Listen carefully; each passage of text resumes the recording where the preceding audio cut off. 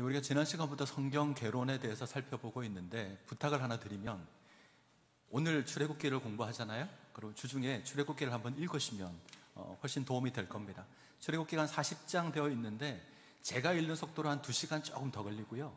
천천히 읽어도 한 3시간 정도면 읽을 수 있습니다. 그래서 꼭 확인하시면 좋을 것 같고, 제가 처음 성경 읽을 때 어떻게 했냐면 옆에 공책을 하나 펴놓고 창세기 1장이면 창세기 1장 적고 내용을 간단하게 정리하고 그런 식으로 읽었거든요. 뭐 그렇게까지 하지 않더라도 시간을 정해놓고 성경을 읽으시면 좋을 것 같습니다. 자, 이제 시작을 하죠. 자, 우리는 지난 시간 창세기 공부를 했습니다. 간단하게 창세기는 한마디로 정리하면 시작, 이렇게 정리할 수 있습니다. 크게 두 부분으로 구분이 되죠. 세상의 시작, 세계의 시작으로 정리할 수 있고요. 창세기 1장부터 11장까지 창조, 인간의 타락, 뭐 이런 이야기가 창조와 인간의 창조, 인간의 타락, 이런 내용이 담겨져 있습니다. 두 번째 시작은 이스라엘의 시작이죠. 하나님께서 아브라함을 불러서 이스라엘을 시작합니다. 그래서 아브라함, 이삭, 야곱, 요셉과 그의 형제들, 이런 이야기가 등장을 합니다. 이게 창세기입니다. 꼭 기억하시죠? 창세기, 시작, 이렇게 한 단어로 기억하시면 좋을 것 같고요.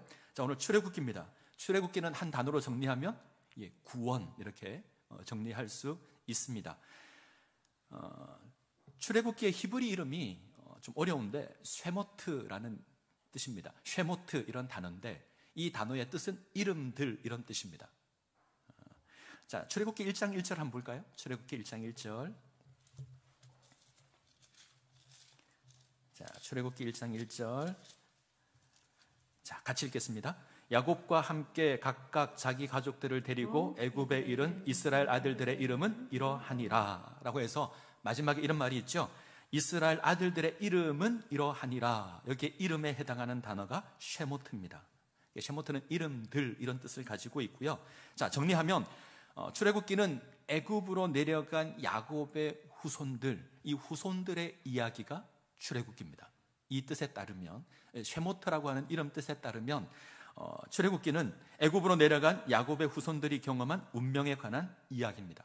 이들이 애굽 땅에 거하면서 생육하고 번성하게 되죠. 자, 이게 관련된 이야기, 그리고 어떻게 애굽의 노예가 되었는지, 어떻게 하나님의 구원을 받았는지, 어떻게 하나님의 백성이 되었는지, 자, 이거 기록하는 성경이 출애굽기입니다.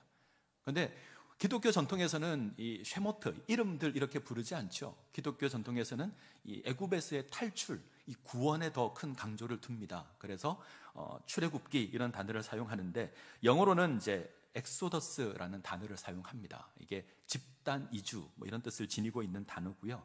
우리말 성경은 좀 더 구체적이죠. 애굽으로부터의 탈출, 그래서 출애굽기, 이렇게 저희는 부릅니다. 그래서 애굽에서 탈출한 이야기, 이것이 출애굽기다. 우리가 이렇게 부르는 건 이 구원이라고 하는 의미를 좀 더 강조하기 때문에 그렇다, 이렇게 이해하시면 좋을 것 같습니다. 출애굽기는 크게 세 부분으로 구분이 됩니다. 첫 번째 이야기는 애굽에서의 탈출을 다루는 부분이죠. 1장부터 18장까지 구원에 관한, 애굽에서 탈출에 관한 이야기고요. 자, 두 번째는 19장부터 24장인데 언약에 관한 이야기입니다. 시내산 언약에 대해서 19장부터 24장까지. 자, 그리고 세 번째 이야기는 하나님의 임재의 상징으로 주어지는 성막 이야기입니다.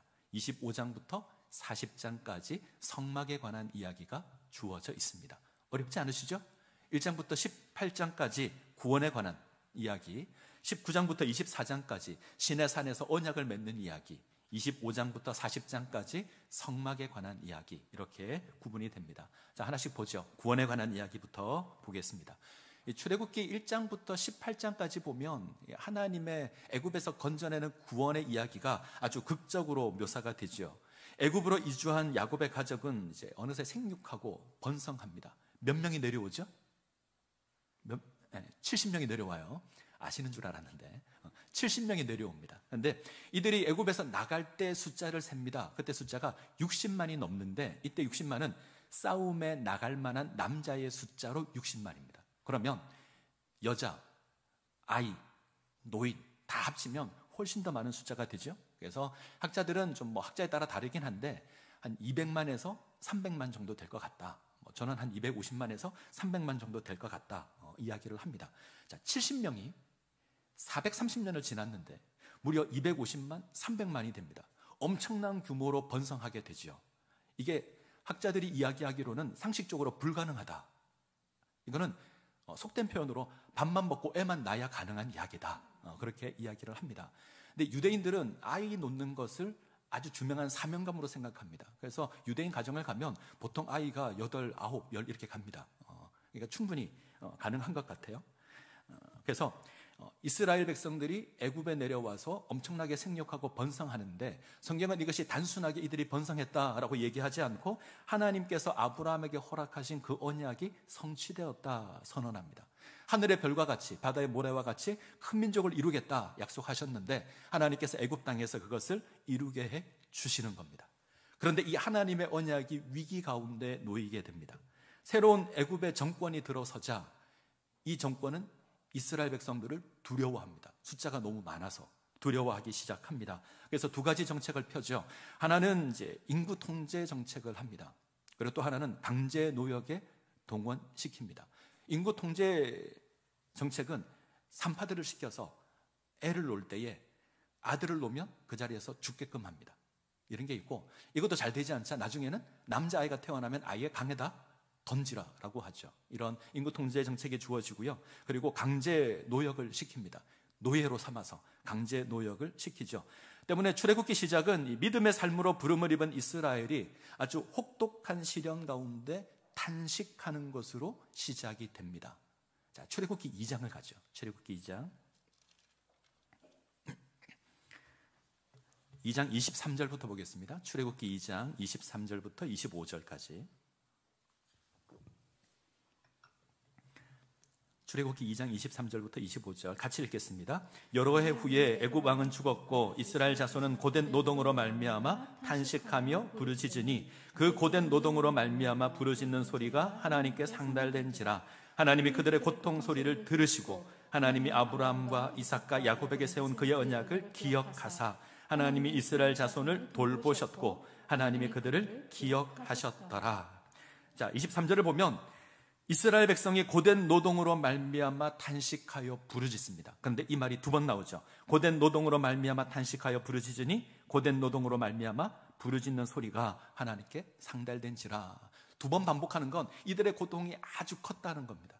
아주 큰 고통 가운데 놓였습니다. 그래서 하나님께 부르짖습니다. 근데 하나님이 그 소리를 들으시죠. 자, 주목할 건 들으시는 하나님의 모습이 어떤가. 자, 24절을 보시면 고통의 소리를 들으시고, 자, 들으시는 하나님, 하나님께서는 귀 기울이셔서 당신 백성의 고통의 소리를 들으시는 하나님이십니다. 자, 24절 뒤에 가시면 그의 언약을 기억하사. 두 번째 하나님은 기억하시는 하나님이십니다. 잊었다가 갑자기 탁 생각하는 그런 기억하다가 아닙니다. 처음부터 끝까지 항상 기억하고 계셔서 역사하시는 그 하나님을 기억하시는 하나님, 이렇게 고백합니다. 자, 세 번째는 25절을 보시면 이스라엘 자손을 돌보셨고 나오죠. 돌보시는 하나님. 이때 돌보시다 이 말은 눈을 들어서 보신다 이런 말입니다. 하나님께서 눈을 들어서 하늘에서 당신의 백성이 어떤 상황 가운데 있는지 지켜보십니다. 하나님은 돌보시는 하나님이십니다. 자, 마지막 하나님이 그들을 기억하셨더라. 이때 기억하다 이 말은 히브리어로 야단데 안다라는 말입니다. 우리를 아시는 하나님. 하나님께서 우리를 아십니다. 그래서 하나님께서 이스라엘을 그 큰 고통 가운데 탄식하는 그 이스라엘을 하나님께서 건져내시는데 그 모습이 들으시고 기억하시고 돌보셔서 아심으로 우리를 건져내십니다. 이게 좀 더 정확하게 기록되어 있는 데가 3장입니다. 자, 3장 7절 한번 볼까요? 3장 7절 8절. 자, 같이 읽겠습니다. 여호와께서 이르시되 내가 애굽에 있는 내 백성의 고통을 분명히 보고 그들이 그들의 감독자로 말미암아 부르짖음을 듣고 그 근심을 알고 내가 내려가서 그들을 애굽인의 손에서 건져내고 그들을 그 땅으로 인도하여 아름답고 광대한 땅, 젖과 꿀이 흐르는 땅, 곧 가나안 족속, 헷 족속, 아모리 족속, 브리스 족속, 히위 족속, 여부스 족속의 지방에 데려가려 하노라. 출애굽기에서 출애굽기 내용을 아우를 수 있는 가장 중요한 구절을 뽑으라 그러면 이 두 구절을 보시면 됩니다. 3장 7절 8절. 자, 하나님께서 그 백성의 고통의 소리를 들으시고 알고 내려가서 건져내어서 그들을 약속의 땅으로 데려가려고 하십니다. 하나님께서 고통 가운데 있는 이스라엘의 모든 상황을 보고 계시고, 그리고 그들의 모습을 아시고 내려가서 건져내어서 약속의 땅으로 인도해 가십니다. 이게 출애굽기의 내용입니다. 이것을 위해서 하나님께서 부른 인물이 있죠. 누구를 부르시죠? 모세를 부릅니다. 그래서 모세가 이스라엘 백성들을 인도하는 이제 지도자로 등장을 하죠. 하나님께서는 도망자가 되어 있는 모세를 이제 불타는 떨기 나무에서 부르십니다. 이게 이제 출애굽기 6장에 가면 나오는데, 우리가 주목해야 될 건 이 모세 앞에 소개하는 하나님의 이름입니다. 하나님께서 모세에게 당신의 이름을 소개하는데, 자, 6장을 보겠습니다. 6장 2절에서 3절.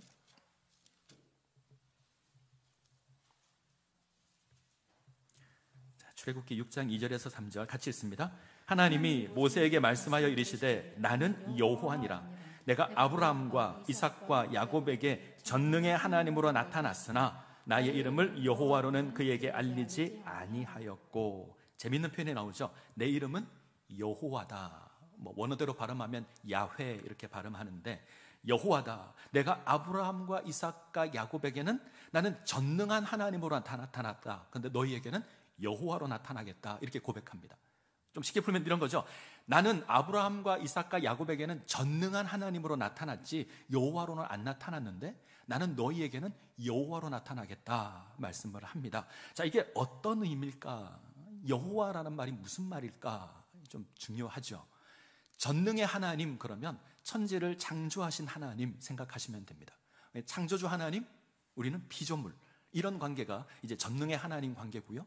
여호와, 이 말은 하나님께서 이스라엘 백성과 관계를 맺는 겁니다. 좀 더 친밀한 관계입니다. 하나님께서 이 땅 가운데 내려오셔서 이스라엘을 당신의 백성으로 구원하시고 언약을 맺고 하나님의 백성으로 삼았다. 그래서 이 사실을 깨달은 고백이 나의 하나님, 이렇게 고백하는 겁니다. 하나님은 멀리 계신 하나님이 아니라 가까이 계신 나의 하나님이다. 내가 너희를 그렇게 부르겠다라는 거죠. 내가 이스라엘을 건져내고 언약을 맺어서 나의 백성 삼겠다. 그래서 언약의 중심 내용이 나는 너희의 하나님이 되고 너희는 내 백성이 되리라, 이런 말입니다. 그래서 여호와라는 단어가 등장을 하면 하나님께서 관계를 맺는구나 생각하시면 좋고요. 특별히 성경에서 여호와 등장하면 이게 출애굽기의 출애굽의 구원 사건을 기본으로 하고 있다 이해하시면 될 것 같습니다. 그래서 성경에 여호와 하나님 그러면 애굽에서 건져내신 구원의 하나님, 우리를 당신의 백성 삼으시는 하나님, 이렇게 이해하시면 좋을 것 같습니다. 예전에 천지를 창조하신 그런 능력의 하나님이셨는데, 멀리 계신 하나님이셨는데, 이제는 내가 너희와 관계를 맺겠다, 이렇게 하는 거죠. 제가 중학교 때 배운 시로 기억나는데, 김춘수라는 시인의 꽃이라는 시가 있습니다. 아마 보시면 다 아실 거예요. 제가 일부만 가져왔는데 제 목소리가 좀 더 낭낭했으면 좋겠지만 제가 한번 읽겠습니다. 내가 그의 이름을 불러주기 전에는 그는 다만 하나의 몸짓에 지나지 않았다. 내가 그의 이름을 불러주었을 때 그는 나에게로 와서 꽃이 되었다. 자, 나와 상관없는 하나의 몸짓이 아니라 내가 이제 이름을 불러서 꽃이라는 존재가 된다는 거죠. 나와 관계가 된다라는 말입니다. 하나님께서 우리를 그렇게 하십니다. 단순한 피조물 취급하는 게 아니라 하나님께서 택하셔서 건지시고 당신의 백성 삼으셔서 하나님과 친밀한 관계 가운데 우리를 세우겠다. 자, 이것이 여호와 하나님, 이 이름 속에 담겨 있는 의미입니다. 그래서 꼭 기억하시면 좋을 것 같습니다. 자, 하나님의 보냄을 받은 모세가 이제 애굽의 바로 앞에 세워지죠. 이스라엘 백성들을 풀어줄 것을 요구합니다. 근데 바로가 단호하게 거절합니다. 이때부터 하나님과 바로 사이에 대결이 주어지게 되죠. 하나님께서 애굽을 향해서 10가지 재앙을 내립니다. 물을 피로 바꾸는 재앙에서 시작해서 처음 난 것을 죽이는 마지막 재앙까지 모두 10가지가 등장을 합니다. 모장을 보게 되면 가벼운 재앙에서 혹독한 재앙으로 애굽의 모든 거짓 신을 심판하는 것으로, 이 10가지 심판의 내용들을 보면 애굽인들이 섬기는 대표적인 신들의 모습입니다. 그래서 이것을 하나님께서 심판하신다, 이런 의미가 담겨져 있는데, 혹시 순서를 기억하시나요? 지금 여러분들의 표정은? 자, 외우기 쉽습니다. 첫 번째는 알 수 있죠. 물을 피로 바꾼 게 첫 번째입니다. 마지막은 뭐죠? 처음 난 것을 죽인 것이 마지막입니다. 이 두 개 빼놓고 저는 어떻게 외우냐면 첫 자를 땁니다. 게이파, 악독우, 매흑, 이렇게 외우거든요. 그래서 피 빼고 장자 빼고 가운데 게이파, 악독우, 매흑. 그래서 처음 재앙은 피재앙, 두 번째는 개구리 재앙, 세 번째는 네 번째가 파리, 다섯 번째가 악질인데 이거는 전염병, 가축에게 생기는 전염병입니다. 이걸 이제 예전 번역은 악질이라고 했고요. 그 다음에 독종은 우리 몸에 생기는 피부병, 독종. 그 다음에 우박, 메뚜기, 흑암. 이렇게 하면 10가지가 외워질 수 있습니다. 그래서 여러 가지 방법으로 외울 수 있지만 저는 제가 외우는 방법이 가장 좋은 것 같아서 양쪽 끝에 떼버리고 게이파, 악도구, 매흑 이렇게 한번 해보시면 좋을 것 같습니다. 그래서 10가지 재앙을 내립니다. 10가지 재앙이 내린 이후에야 바로가 이스라엘 백성들을 떠나 보내죠. 그런데 곧 그의 마음이 바뀝니다. 이내 마음을 바꾸어서 바로가 이스라엘을 뒤쫓습니다. 근데 하나님께서 홍해를 가르시고 이스라엘 백성들을 구원해내시고 애굽의 군대를 수장시키십니다. 자, 이것으로 이제 출애굽, 애굽에서 나오는 이야기가 정리가 되고요. 하나님께서 이스라엘을 애굽으로 건져내시고 이제 혼돈하고 공허하며 흑암이 가득한 광야를 지나게 하십니다. 지금 제가 쓰는 표현은 기억나십니까? 혼돈하고 공허하며 흑암이 가득하다. 하나님께서 처음 세상을 창조했을 때 땅의 모습이 그랬습니다. 이 표현은 광야를 일컫는 대표적인 표현입니다.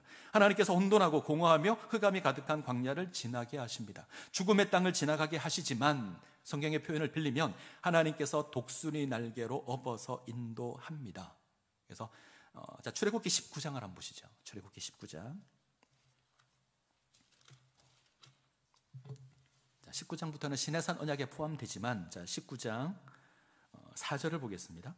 19장 4절. 하나님께서 이스라엘을 어떻게 구원해냈는지 요약합니다. 내가 애굽 사람에게 어떻게 행하였음과 내가 어떻게 독수리 날개로 너희를 업어 내게로 인도하였음을 너희가 보았느니라. 하나님께서 광야로 인도하시는 모습을 어떻게 표현하죠? 독수리 날개로 업어서 인도하신다. 우리가 앞쪽을 조금 돌아가서 확인하게 되면 독수리 날개로 업어서 인도하는 모습은 4가지로 확인할 수 있습니다. 옆에 지도를 참고하면서 한번 보시죠. 첫 번째는 홍해를 가르고 나와서 어디에 도착하냐면 마라라고 하는 곳에 도착합니다. 마라의 뜻이 뭐죠? 쓰다, 상했다, 썩었다. 자, 마라에 도착해서 물이 있는데 물이 썩었습니다. 상해서 먹지를 못합니다. 하나님께서 그 물을 단물로 바꾸십니다. 그러면서 하나님께서는 나는 치료하시는 하나님이다 선포합니다. 그래서 치료하시는 하나님, 출애굽기 15장 22절에서 26절까지 등장을 합니다. 두 번째 모습은 이제 16장에 가면 이스라엘 백성들이 신광야에 이릅니다. 애굽에서 나온 지 한 달 정도 되었습니다. 양식이 떨어져요. 먹을 것이 없습니다. 원망하죠.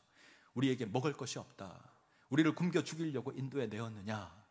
그때 하나님께서 먹을 양식을 주십니다. 만나 주시고 메추라기 주십니다. 어떤 하나님이시죠? 공급하시는 하나님. 자, 세 번째는 이제 마사와 무리바라고 하는 곳에 르비딤이라는 곳에 이르는데 마사와 무리바라고 이름이 바뀌죠. 이곳에서 물이 떨어집니다. 물이 없어서 또 원망하고 불평하죠. 성경을 잘 읽어보시면 하나님께서 우리와 함께 하시는가 이들이 시험합니다. 우리가 이처럼 고난당하는 걸 보니 하나님이 우리와 함께 하지 않는 것 같다. 이렇게 하나님을 시험하는 거죠. 그때 모세가 반석을 쳐서 물을 냅니다. 자, 그리고 그것으로 하나님께서 우리와 함께 하신다 보여주시는 거죠. 함께 하시는 하나님, 이게 출애굽기 17장에 등장합니다. 구절이 잘못됐네요. 출애굽기 17장 1절부터 7절까지입니다. 그리고 이 다음 이야기를 보면 아말렉과 싸웁니다. 모세가 산에 올라가서 기도하죠. 아론과 훌이 옆에서 손을 들면 이기고 내리면 지는 그 전쟁이 이 다음에 아말렉과 싸우는 싸움이 주어집니다. 하나님께서 이기게 하십니다. 자, 승리하게 하시는 하나님, 출애굽기 17장 8절에서 16절 사이에 등장을 합니다. 자, 우리가 확인해야 될 4가지 하나님의 모습이 있죠. 하나님 치료하시는 하나님, 공급하시는 하나님, 함께 하시는 하나님, 승리하게 하시는 하나님. 우리가 광야 같은 인생을 살아간다 할지라도 하나님께서 우리와 함께 하셔서 그것을 감당하게 하십니다. 때로는 치료하시는 것으로, 때로는 공급하시는 모습으로, 때로는 우리와 함께 하시고 우리로 승리하게 하는 모습으로 우리를 인도해 가십니다. 이 하나님을 기억하실 것을 간절히 소원합니다. 이제 두 번째로 이제 시내산 언약을 보죠. 시내산 언약. 하나님께서 아브라함을 부른 목적은 분명합니다. 그를 복의 근원으로 세워서 모든 민족을 구원하는 것이 하나님께서 아브라함을 부르신 목적입니다. 단순히 이스라엘만 세워서 이스라엘만 구원하겠다는 게 아닙니다. 아브라함을 복의 근원으로 세워서 온 세상을 구원하려는 것이 하나님의 뜻입니다. 이스라엘을 부르시는 것도 똑같습니다. 하나님께서 이스라엘을 애굽에서 건져내신 건 이스라엘을 통해서 세상을 구원하려고 하는 겁니다. 하나님께서 이스라엘을 거룩한 백성으로 삼아 온 세상을 구원하는 제사장 나라가 되게 하십니다. 제사장, 다리를 놓는 사람들, 이런 말로 이스라엘은 하나님과 세상 사이에 제사장 역할을 감당해야 합니다. 이것을 위해서 이스라엘은 거룩하게 되어야 하는데 하나님께서 이 거룩을 위해서 이스라엘에게 율법을 허락해 주시죠. 그래서 이스라엘에게 율법을 허락하는 장면이 출애굽기 19장부터 24장을 보면 나옵니다. 이것을 아주 핵심만 요약해 놓은 것을 우리가 십계명 이렇게 부릅니다. 10가지 계명에 관한 이야기인데 우리가 기억해야 될 것이 하나 있습니다. 십계명은, 우리에게 주어진 이 율법은 우리가 구원받기 위해서 지켜야 될 것이 아닙니다. 우리가 구원을 받았기에 지켜야 하는 겁니다. 이게 바뀌면 안 됩니다. 이 신약시대에 유대인들이 실패한 게 뭐냐면 율법을 지켜야 구원받는다라고 생각합니다. 하나님은 그렇게 주신 적이 없습니다. 구원받은 하나님의 백성으로 거룩한 삶을 위해서 하나님께서 율법을 허락해 주십니다. 율법에 서론이 있죠. 자, 서론 열어주시죠. 그거 십계명이고. 자, 십계명을 먼저 한번 볼까요? 이것부터 보겠습니다. 나는 너를 애굽 땅 종되었던 집에서 인도하여 낸 내 하나님 여호와니라. 이게 율법의 서론입니다. 서문입니다. 나는 너를 애굽 땅 종되었던 집에서 인도하여 낸 내 하나님, 너의 하나님 여호와니라. 그러기에 너는 하나님만 섬기라. 우상을 섬기지 말라. 이렇게 갑니다. 구원이 기본으로 깔려 있죠. 내가 너를 애굽 땅에서 구원해 내었기 때문에 너는 하나님만 섬겨야 돼. 이렇게 가는 겁니다. 바꾸시면 안 됩니다. 율법을 잘 지키면 구원을 받을 거야? 아닙니다. 구원을 받았기에 율법을 지키는 겁니다. 자, 앞에 10가지 계명을 한번 볼까요? 첫 번째 계명이 나 외 다른 신을 내게 두지 말라. 두 번째 계명, 우상을 만들지 말고 섬기지 말라. 세 번째, 여호와의 이름을 망령되게 부르지 말라. 네 번째, 안식일을 기억하여 거룩하게 지키라. 다섯 번째, 내 부모를 공경하라. 여섯 번째, 살인하지 말라. 일곱 번째, 간음하지 말라. 여덟 번째, 도둑질하지 말라. 아홉 번째, 내 이웃에 대하여 거짓 증거하지 말라. 열 번째, 내 이웃의 집을 탐하지 말라. 1계명부터 4계명까지는 우리가 하나님과의 관계에서 지켜야 될 계명, 5계명부터 10계명까지는 이웃과의 관계에서 지켜야 될 계명, 이렇게 이해하시면 쉽고요. 1계명부터 4계명까지는 순서를 그냥 외우시면 좋을 것 같습니다. 오직 하나님만 섬겨야 한다. 우상을 만들지 말아야 한다. 이름을 망령되이 일컫지 말아야 한다. 안식일을 기억하여 지켜야 한다. 자, 다섯 번째부터는 쉽게 외우는 방법이, 저는 이제 앞자만 땄습니다. 5계명을 효라고 바꿨고요. 그 다음에 첫 자만 따는 거죠. 효, 살, 간, 도. 저는 그렇게 외웠고요. 아홉 번째, 거짓 증거하지 말라. 이웃의 물건을 탐하지 말라. 이렇게 따로 9개, 10개를 외워서 저는 10계명을 외웠습니다. 한번 간단하게 여러분들이 정리하셔서 참고하셔서 외우시면 좋을 것 같습니다. 자, 기억해야 될 게 하나 있는데, 이건 아까 했던 얘기고, 10계명이 2개의 돌판에 기록되어 있다고 우리가 알고 있죠. 맞습니까? 그래서 흔히 이야기하기로 1계명부터 4계명까지 돌판 하나에, 5계명부터 10계명까지 또 다른 돌판 하나에 기록되어 있을 거다 많은 사람들이 생각하고, 기독교 백화점에 가서 10계명 모양의 표를 보면 전부 다 그렇게 되어 있습니다. 그런데 저는 그렇게 생각하지 않습니다. 그림을 잘 보시면 한 돌판에 1계명부터 10계명까지 다 기록되어 있습니다. 1계명부터 10계명까지 다 기록되어 있는 돌판이 2개가 있는 겁니다. 저는 그렇게 믿습니다. 혼돈을 겪으시면 안 되는데, 고대 언약에서 양쪽이 언약을 맺으면 계약서를 하나씩 씁니다. 각자 계약서를 가지고 있죠. 그래서 고대 언약은 이 언약을 어기면 벌을 받는다. 그래서 그것을 확인하는 게 계약서입니다. 그래서 이 언약의 전문을 하나씩 나누어 가집니다. 시내산 언약은 하나님과 이스라엘 백성 사이에 언약을 맺는 겁니다. 이 돌판은 그 계약서고요. 그래서 똑같은 언약 계약서가 2개가 있습니다. 하나는 이스라엘 거, 하나는 하나님 거. 근데 이 두 개를 누가 가지고 계시죠? 하나님이 가지고 계시잖아요. 성소, 지성소, 언약궤 속에 두 돌판이 있잖아요. 무엇을 의미할까요? 이스라엘이 언약을 지키지 못할 때 그 형벌을 하나님께서 친히 감당하시겠다, 이런 의미가 있다고 저는 믿습니다. 그래서 예수님께서 이 땅에 오셨고 그 형벌을 감당하십니다. 그래서 저는 똑같은 돌판 두 개 있는 게 훨씬 더 성경적이라고 생각합니다. 그것이 고대 언약에도 맞습니다. 단지 우리가 이해할 때 10계명은 두 개로 구분한다더라, 1계명부터 4계명까지 하나님의 계명, 5계명부터 10계명까지 이웃을 위한 계명, 이것을 편하게 해서 따로따로 이해하는데 제가 볼 때는 그건 좀 아닌 것 같습니다. 그래서 똑같이 생긴 1계명부터 10계명까지 다 기록된 돌판이 두 개가 있다, 이렇게 보는 게 좀 더 맞습니다. 일종의 계약서 같은 거죠. 하나님과 맺은 이 계약으로 말미암아 이제 이스라엘은 하나님의 백성이 되고 하나님은 이스라엘의 하나님, 이스라엘의 왕이 되십니다. 자, 이것이 이제 언약의 기본적인 내용입니다. 자, 세 번째 이제 성막으로 가죠. 성막. 출애굽기 25장부터 40장까지가 성막의 내용인데, 성막은 하나님께서 당신의 백성을 다스리기 위해서 그의 백성들 가운데 거하시는 하나님의 처소입니다. 그래서 성막이 지니는 가장 중요한 의미는 하나님이 거하시는 처소, 하나님의 임재하심, 이것이 가장 중요한 의미입니다. 성막 그러면 하나님의 임재하심, 하나님의 함께하심, 특별히 언약궤 그러면 하나님의 임재하심, 이렇게 이해하시면 의미가 쉬울 것 같습니다. 하나님께서 이스라엘과 언약을 맺고 그 언약의 증표로 성막을 지으라 명하십니다. 그래서 하나님께서 그 성막을 통해서 하나 이스라엘 가운데 처하십니다. 약속의 땅으로 나아가는 동안 성막은 언제나 이스라엘 중심에 있어야 합니다. 우리가 민수기 대할 때 볼 텐데 성막이 있고 성막 사방으로 3개의 지파씩 위치해 있습니다. 그래서 나중에 민수기에 가면 이 부분 한번 확인해 보도록 하겠습니다. 이스라엘은 성막을 통해서 하나님을 섬기고 하나님을 예배하고 하나님의 말씀을 듣습니다. 요컨대 성막은 하나님 임재의 상징으로 이스라엘이 하나님을 만나는 곳이고 하나님의 말씀을 듣는 곳이고 하나님을 예배하는 장소다, 이렇게 이해하시면 좋을 것 같습니다. 성막의 구조를 잠깐 보죠. 저기 어디가 출입문 입구라고 적혀 있는 곳 있죠? 예, 거기가 동쪽입니다. 동쪽에 출입구가 있고요. 동쪽 출입구를 따라서 안으로 들어가게 되면 이제 번제단이 있습니다. 번제단은 짐승을 태워서 제사를 드리는 장소가 번제단입니다. 조금 크게 확대하면 저런 모양으로 생겼습니다. 번제단에서 조금 더 들어가면 뭐가 있죠? 물두멍이 있습니다. 물두멍은 손과 발을 씻어서 정결케 하는 곳이 물두멍입니다. 이 성소 안에 방이 2개가 있습니다. 앞쪽에 주어진 방을 성소, 뒤쪽에 주어진 방을 지성소, 이렇게 부르는데 성소에 물건이 3개가 있죠.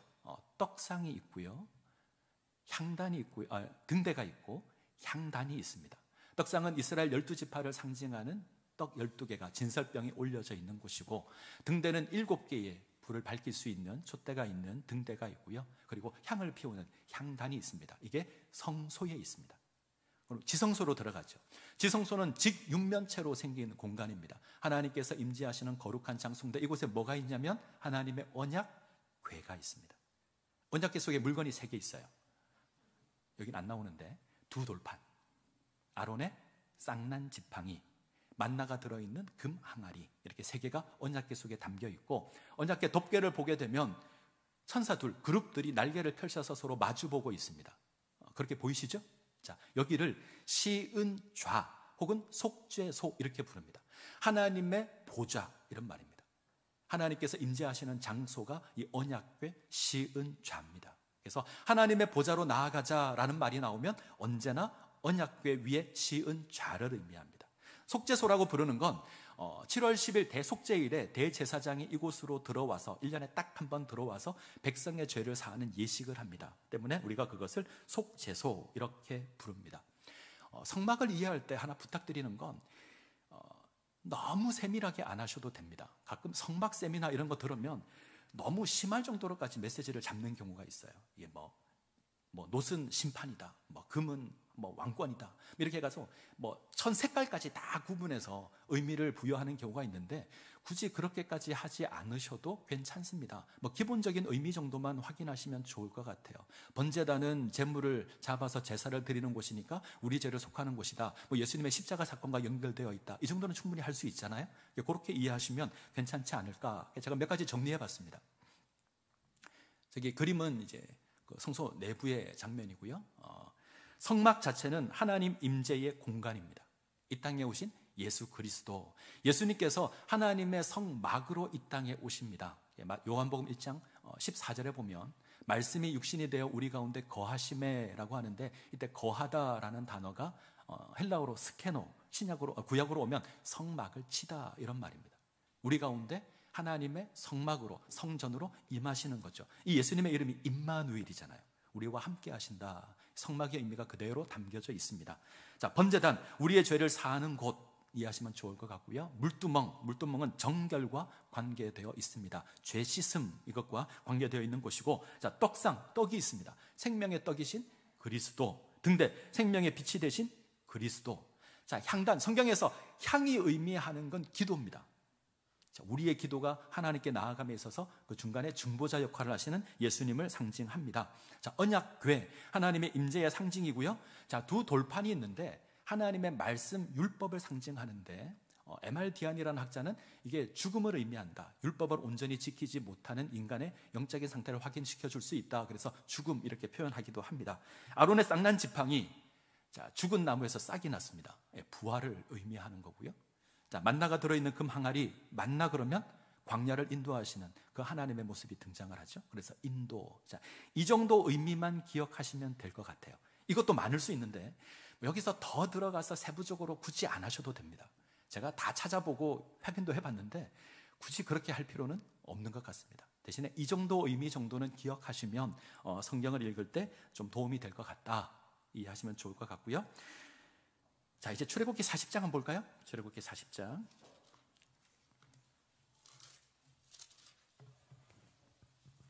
자, 어느 순간 출애굽기 40장까지 왔습니다. 34절.